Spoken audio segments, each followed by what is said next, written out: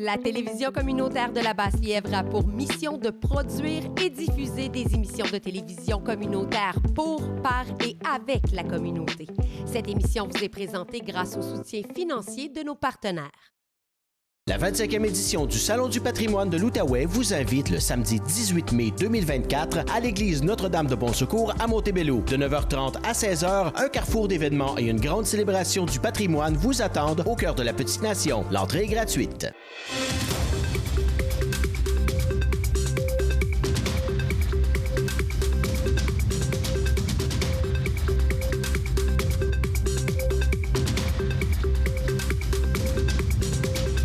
Jeudi 16 mai. Aujourd'hui, à l'émission, on poursuit nos rencontres avec les candidats à la mairie de Gatineau. Et aujourd'hui, on rencontre Olive Camagnana et Daniel Fini. Bienvenue à Studio Libre. Madame Olive Camagnana, candidate à la mairie de Gatineau pour l'élection du 9 juin prochain. Bonjour, merci d'être avec nous. Bonjour, Monsieur Caron. Au plaisir de vous rencontrer et surtout de venir dans l'Est, la région que je chéris beaucoup. Donc, votre top 3 des dossiers auxquels il faut absolument s'attaquer à Gatineau dès le 10 juin prochain. Mes top 3, vous savez, on a beaucoup de choses à faire, mais si je devais mettre mes top 3, je vais d'abord vous parler de l'itinérance. Parce qu'on doit lutter contre l'itinérance dans notre région, dans notre ville. Je vais vous parler du logement, c'est mon deuxième. Et mon troisième, c'est la voirie. On a des problématiques avec nos routes et les gens s'en plaignent. Alors, c'est ça mes top 3, si vous voulez que je développe. Oui, absolument. Allons-y sur l'itinérance. D'ailleurs, il y a eu un sommet sur l'itinérance au mois d'avril. Oui. Il en est sorti quelques lignes directrices, oui. Mais qu'est-ce que vous voulez faire plus concrètement dans ce dossier? Absolument. Et j'étais là, dans ce sommet-là, j'étais assise avec les gens qui sont autour de la table dans la discussion.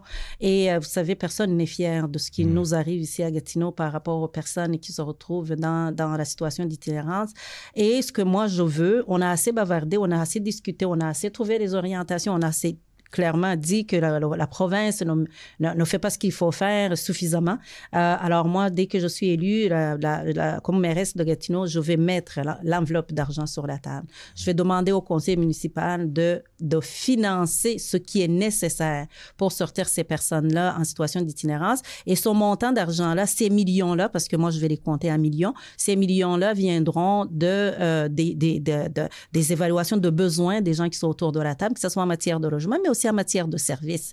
On dira que nous, les services ne nous appartiennent pas, que c'est le gouvernement du Québec. Maintenant, c'est le moment de décider parce que ces personnes se trouvent chez nous. Alors, on décide de mettre l'argent et par la suite, on ira demander au gouvernement du Québec de nous rembourser leur part. Mais pour le moment, il faut absolument que nous parlions de dignité de ces personnes-là et ça prend un leadership claire et forte. On ne peut pas continuer à déplacer les gens là, en disant on va les déplacer d'un terrain à un autre, on va leur construire des petites choses ici et là. Et aussi, autre chose que je vais faire aussi directement, c'est de nommer un champion dans le domaine de lutte contre l'itinérance. Dans d'autres domaines aussi, là, vous voyez le privé qui met de plus en plus d'énergie pour nous assurer de nous aider, d'aider la communauté, d'aider la société. Alors, il va falloir qu'on mette aussi l'emphase sur ces personnes-là qui aident. Et c'est une des choses, je vais nommer un champion en matière de lutte contre l'itinérance, c'est qui vient du privé. Ça, c'était par rapport à matière d'itinérance. Oui. Et quand on parle d'itinérance, évidemment, on y va sur l'autre priorité aussi, le logement. Et je dirais même plus le logement abordable parce qu'il y a des logements à Gatineau qui sont disponibles, mais les prix, quand on a un salaire qui avoisine le salaire minimum, eh bien, ça demande des contractions dans le budget absolument incroyables pour juste arriver à payer notre loyer. Comment est-ce que vous allez faire pour remédier à cette situation? Tout à fait. Ce que vous dites est vraiment réel. Maintenant, le taux d'inoccupation des logements qui sont qui ne sont pas abordables, si on peut dire ça comme ça, il est intéressant dans le sens où, en fait, il y a des logements disponibles, mais qui sont très chers. Oui. Par contre, les logements de 1 000 $ et moins, ça approche 0,5% maintenant. Donc, c'est vraiment, il n'y en a pas ici à Gatineau. Alors, il faut mettre l'emphase pour les logements sociaux. Le mot abordable, je vais l'abandonner. Moi, je vais parler des logements sociaux parce que le mot abordable, c'est pas si abordable que ça. Hein. Quand on commence à payer un certain montant de 1 200, 1 400 pour une personne qui est sur le salaire minimum, c'est pas intéressant. Mais les logements sociaux tiennent compte du revenu de la personne. Alors, il faut absolument lever les barrières pour s'assurer qu'on travaille avec le gouvernement du Québec et on travaille avec les organismes qui font la construction des logements pour les amener à construire les logements. On a créé le comité choc, j'étais autour de la table, et vous le savez, à ce moment-là, je n'avais pas encore démissionné de mon poste, et on était autour de la table où on a créé le comité choc. Le comité choc en logement, ce comité-là, moi, je dis que son travail n'est pas seulement de lever les barrières, mais c'est aussi de faire les changements réglementaires dont on a besoin pour nous assurer que les logements sont créés et surtout diminuer les processus. Pour le moment, il y a une problématique de processus. Le temps qu'on commence à penser à construire un logement jusqu'au moment où on a un permis, c'est extrêmement long. Et d'ailleurs, le fédéral et le gouvernement provincial nous reprochent ce processus-là qui est très, très long. Et aussi pour les autres logements qui ne sont pas abordables, vous savez, s'il y en a de plus en plus qui sont disponibles, ça va faire en sorte que le coût va diminuer. Donc aussi, c'est travailler avec la ville, avec l'administration pour diminuer les processus et surtout ne pas exiger certains règlements comme les règlements sur l'implantation architecturale, les PIA, ce qu'on appelle les PIA. On peut les modifier et s'assurer que peut-être pour les logements des habitations de 10 logements et moins, jusque peut-être à penser à 50, qu'on n'exige pas de critères qui font retarder les constructeurs, les promoteurs à construire. Ça, c'est vraiment important. Lever les barrières, changer les règlements et surtout densifier, mais densifier aussi dans les quartiers où il y a des maisons unifamiliales. Par exemple, au lieu que les gens quittent leur logement parce que les enfants sont partis, ils peuvent transformer le logement en duplex, par exemple. Et les gens vont occuper le sous-sol, les autres vont occuper le haut. Et ça vient de mettre moins d'impact, moins de pression sur les gens qui vont chercher du logement. Donc, il faut vraiment trouver des solutions qui sont multidimensionnelles pour s'assurer que le comité choc, son travail, dès que je suis élue, c'est d'aller dans la réglementation, de travailler dans la réglementation pour pousser l'administration et le conseil municipal à accélérer la construction des logements et permettre aux promoteurs de ne pas se perdre dans la machine administrative avec les longs processus. Parlant de longs processus, je vous parle d'un seul mot et je pense que vous allez comprendre tout de suite. Georges. Oui. La fameuse rue Georges, vous parliez de la voirie. Oui. Donc, on est élu d'année en année depuis quelque temps comme étant la pire route au Québec. Et je vous en parle un peu parce que j'étais un ancien chauffeur. Oui. J'en ai vu des routes et pour être nommé la pire route au Québec, il faut vraiment que ce soit exécrable. Ça s'améliore d'année en année. Là, on a vu des travaux, mais il faudrait vraiment accélérer le processus. Absolument. On a fait ce qu'on appelle dans notre jargon éléchage, c'est-à-dire une retouche au niveau asphalte, mais c'est pas suffisant.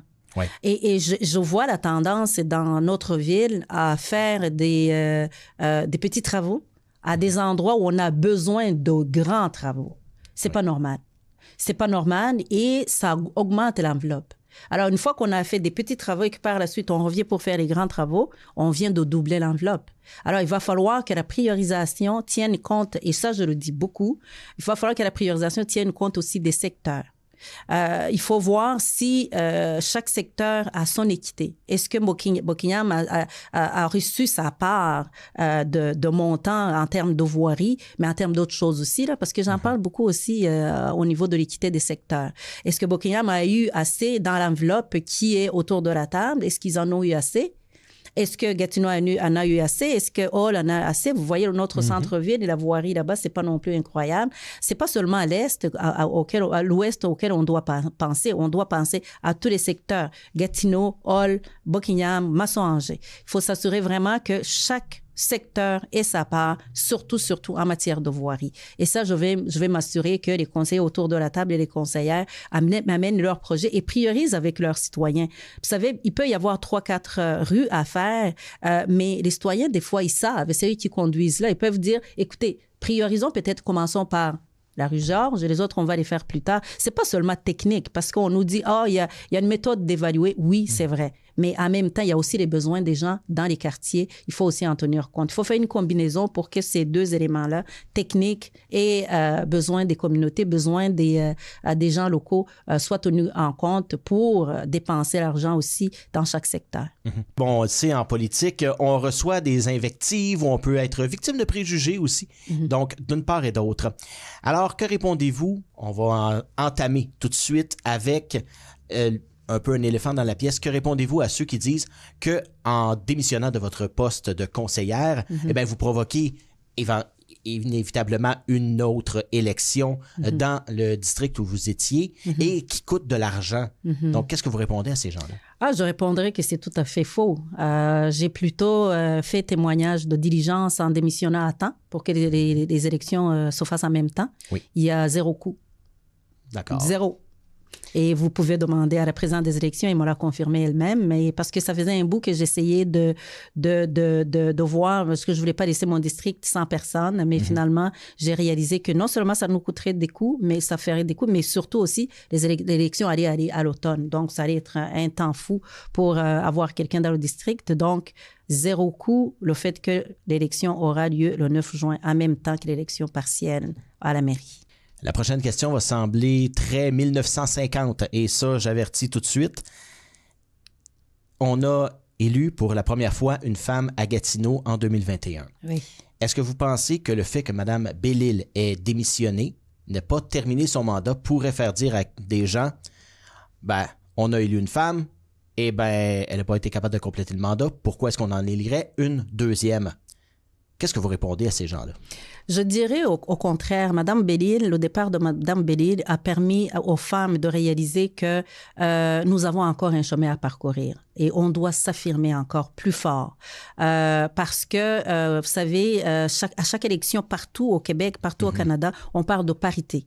Oui. Si on en parle encore, c'est parce que c'est très important. Et c'est tout le fait. monde le sait et tout le monde le veut.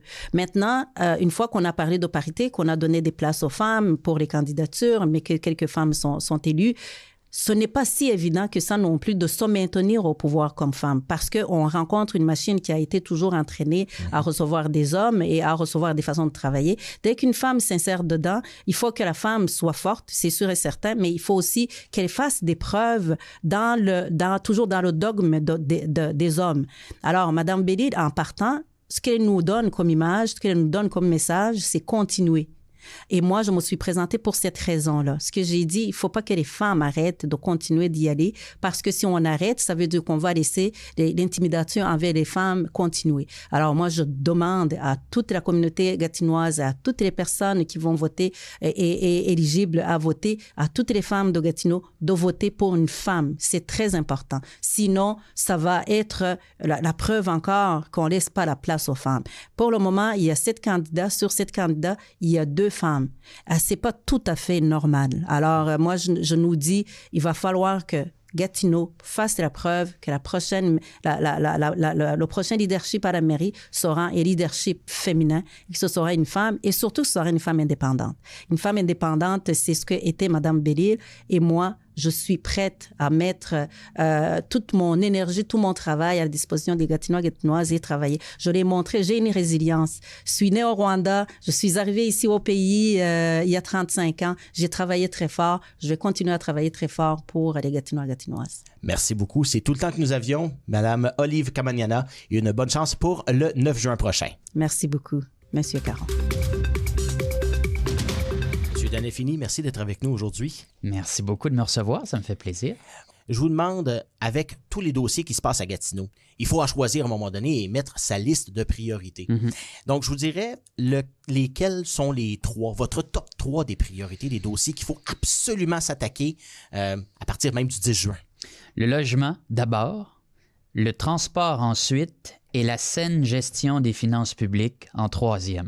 Est-ce que c'est assez clair, ça? Qu'est-ce que vous comptez faire pour que les logements, de un, soient là et soient abordables aussi? Oui, c'est la pire crise qu'on peut avoir dans notre région, c'est la crise du logement. On n'est pas la seule ville. Les villes au Canada font face à une situation similaire, mais à Gatineau, c'est particulièrement criant. on a des gens qui dorment dans des tentes là, aussi sur notre territoire, absolument. pas juste au centre-ville. Vous Même en ici. avez près d'ici. J'en ai vu en m'en venant au studio. Effectivement. Alors, c'est pas quelque chose qu'on peut éviter du regard et il faut s'en occuper. J'ai eu, au cours des 2 dernières années et demie, à gérer cette situation-là au cabinet avec la mairesse précédente et ça m'a mis en contact avec tous les intervenants du milieu. Le JITAMI, les organismes communautaires, le service de police, l'administration municipale, les gens responsables de ce dossier-là dans notre réseau de la santé, le CISO, par exemple. Et même, je vous dirais, j'ai pu voir des gens du milieu des affaires vouloir faire partie de la solution. J'ai été de ceux qui ont recommandé à l'administration municipale, à la mairesse, d'aller de l'avant, de prendre un certain risque aussi pour faire des choses un peu différentes et de permettre aux personnes en situation d'itinérance sur le site Guertin en particulier d'être dans un environnement un peu plus sécurisé avec des tentes chauffées, d'offrir un peu plus de confort et surtout de la sécurité à ces gens-là dans notre période très difficile de l'hiver. Et le projet a eu lieu, un investissement important du milieu des affaires et puis des résultats assez considérables. Il n'y a pas eu de perte de vie. Il y a des gens qui ne se sont pas fait agresser parce qu'ils étaient dans cet environnement sécurisé-là. Et ça donnait aussi plus de confort aux gens. J'étais en mode solution depuis les 2 dernières années et demie et je veux le rester. Et une des clés pour l'itinérance, c'est entre autres à l'accès à un toit, un logement d'abord et un logement avec des services qui s'accompagnent. On ne peut pas offrir n'importe quel type de logement à une clientèle qui est désorganisée, par exemple, ou qui a besoin de plus d'assistance. Alors, c'est ce type de solution-là qu'il faut développer. Et parmi tous les candidats dans cette course à la mairie de Gatineau, je suis le seul qui a non seulement dit que le logement est important à Gatineau, le logement abordable, le logement communautaire, le logement social, mais qui a aussi proposé un plan, un vrai plan logement avec 20 initiatives, 20 mesures que je veux mettre en place dans les prochains mois. Alors ça, ce sera très concret et ça pourra stimuler la création de nouveaux logements, de logements sociaux, entre autres. Et du logement social, c'est quoi? Bien, de façon résumée, c'est un logement qui s'adapte en fonction de votre revenu. Vous faites 1 000 $ par mois, j'en fais 500 par mois, bien, je vais payer 30 % de mon revenu et vous aussi, on peut habiter au même endroit, mais on ne paiera pas le même montant. Et c'est ce type de logement-là qu'on n'a pas assez à Gatineau et qu'il faut stimuler. Alors, des solutions très concrètes que je propose et que je mettrai en application dès le lendemain de mon assermentation à la mairie. Qu'est-ce qu'on va faire pour investir, oui, mais prioriser certaines routes qui sont vraiment dans un état lamentable, et il y en a plusieurs, là. La pire chose qu'il faudrait faire, c'est de continuer à faire les choses de la même façon puis d'espérer avoir des résultats différents. Il y a un grand sage qui disait ça à un moment donné. Pendant les 2 derniers mandats, il ne s'est pas mis beaucoup d'argent dans notre réseau routier. À preuve, la vérificatrice générale avait dévoilé dans un de ses rapports que la majorité de nos routes étaient dans un piètre état à Gatineau. Alors, il faut investir davantage, ça commence là, investir dans notre réseau routier, la réfection de notre réseau, la réparation. La rue Georges, c'est un très, très bon exemple. Il y a un petit bout qui a été fait, là, mais il en reste encore un petit bout. Moi, je m'engage à ce que ça soit complété d'ici la fin du mandat. Et il faut aussi bien l'entretenir 4 saisons, même l'hiver. Alors, la politique de déneigement, il y a du fignolage aussi qu'on peut apporter pour améliorer le tout, la sécurité, et ça inclut pour moi la route, les trottoirs. Et ce que j'ai mis dans mon programme, c'est pas tant le transport en commun, comme vous avez dit, mais la mobilité. Et ça, c'est important. Parce que moi, tout ce qui ne bouge pas, là, comme un projet de tramway dans l'ouest de la ville, ben, j'appelle pas ça de la mobilité, moi. J'appelle même ça un projet d'attente durable, parce que ce projet-là est dans un impasse, toujours pas financé, et les échos qu'on entend quand on se compare à un projet similaire à Québec, c'est des coûts astronomiques. Les villes devront investir dans un projet comme ça, et on n'a juste pas nécessairement la capacité de se l'offrir en ce moment. Alors, je veux faire des améliorations à court et moyen terme d'est en ouest pour améliorer la fluidité de notre transport. Et pour moi, ça passe entre autres par des améliorations, même si c'était 10 % par année. Après 10 ans, on aura quand même fait un bon bout de chemin et il n'y a pas grand monde qui propose des idées concrètes en ce sens-là. Alors moi, il y a le Rapibus, je pense. On l'a prolongé un petit peu plus vers l'est. Très bien. Pourquoi on ne peut pas mettre les bouchées doubles puis le poursuivre jusqu'à Buckingham, par exemple? C'était pas le projet initial, d'ailleurs? Exactement, mais il faut de la volonté politique pour le pousser. L'investissement aussi. Et si on peut le faire d'un côté, pourquoi on ne peut pas le faire de l'autre?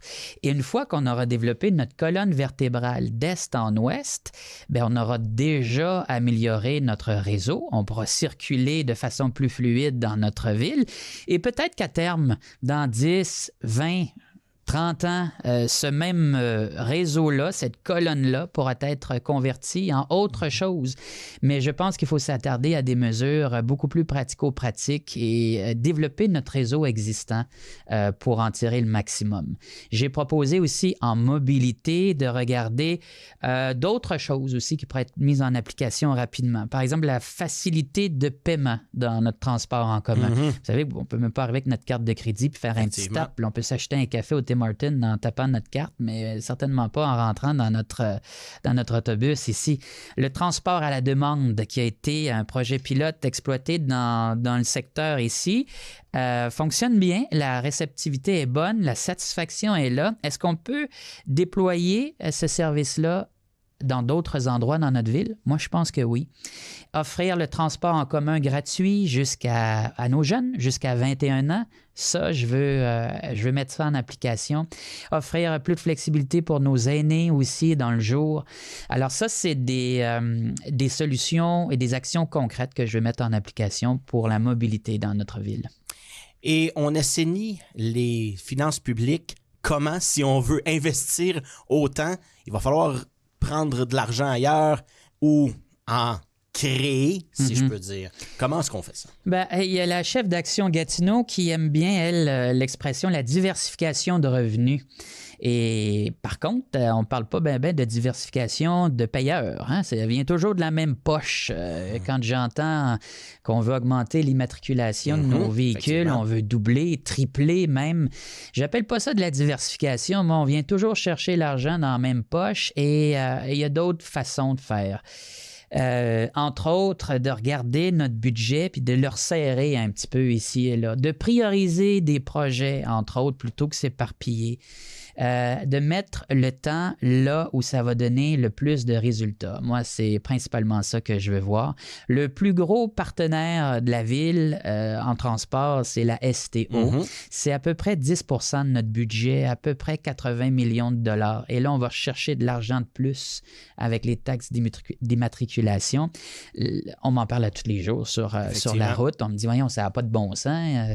Et non seulement on va doubler ou on s'apprête à doubler ce montant-là sur l'immatriculation, mais il n'y a pas d'amélioration de service, là. On fait juste essuyer une dette. Ben moi, j'ai un problème avec ça.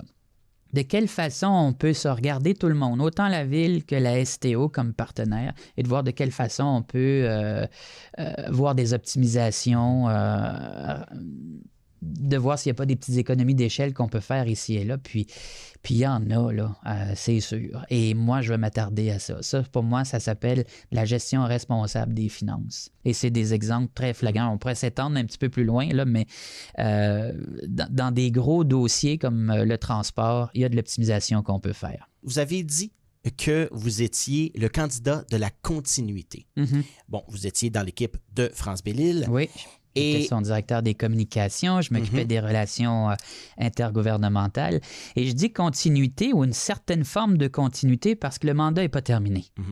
Et les Gatinois ont élu une première mairesse, une mairesse indépendante. Moi, je suis indépendant, je suis un candidat indépendant. Il y a une continuité là-dedans. L'autre chose aussi, c'est que j'ai travaillé pendant 2 ans et demi dans ce cabinet-là. J'ai géré les dossiers avec l'équipe, je les connais très bien, je les maîtrise bien et j'ai développé une relation avec l'administration. Vous savez, un maire, ça travaille avec les conseillers et les conseillères municipales autour de la table, mais ça travaille aussi beaucoup avec l'administration pour faire porter c'est la vision du conseil.